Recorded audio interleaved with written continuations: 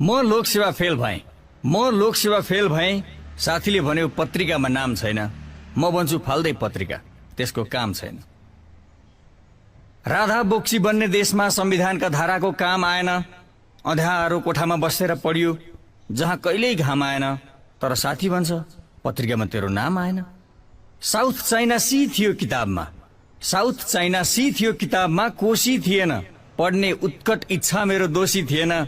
भूमध्य सागरको गहिराई थाहा छ तर पसेको होइन। हिरोसिमाको कथा थाहा छ तर मैले देख्दा देख्दै एटम बम खसेको होइन। पृथ्वीमा सबभन्दा तातो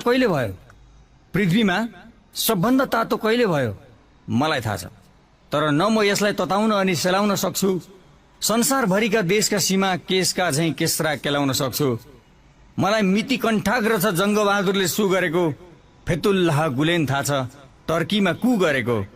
रकेटदेखि खाली पकेटसम्म, डलरदेखि मैलिएको कलरसम्म, आकाशको मंगलदेखि अफ्रिकाको जंगलसम्म कण्ठ पार्दै रहे। तर साथी सुनाउँछ म त फेल भएँ। मूर्तिका नाम मान्छेका नाम, किताबका राजाका भान्सेका नाम।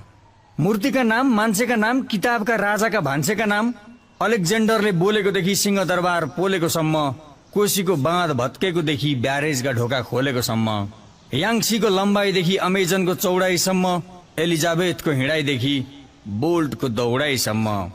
मिति थाहा छ मलाई, मिति थाहा छ गण्डक बाँध असल छिमेकीले थुनेको। प्रताप मल्लले 15 भाषा बोलेको त मैले नै सुनेको।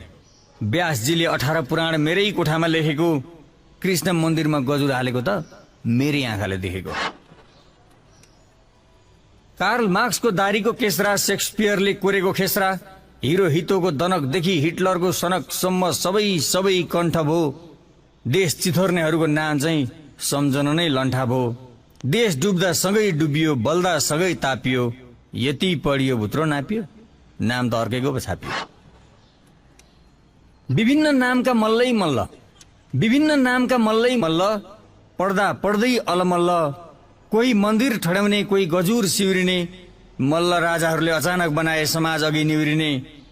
महेन्द्र मल्ल ढुङ्गामा सुते, द्रव्य शाह गोर्खामा कुदे, जगत ज्योति पासामा जुदे। के पो पढ्यो पाडका खुदे। सिंहदरबार जलाएर कीर्ति निधिले तापेको, काष्ठ मण्डप अड्याउन लक्ष्मी नरसिंहले काँध थापेको। वीरगञ्जको तापके चैनपुरको करुवा, हिटलरको युद्धपोत प्रचण्डको भरुवा। गुल्मीको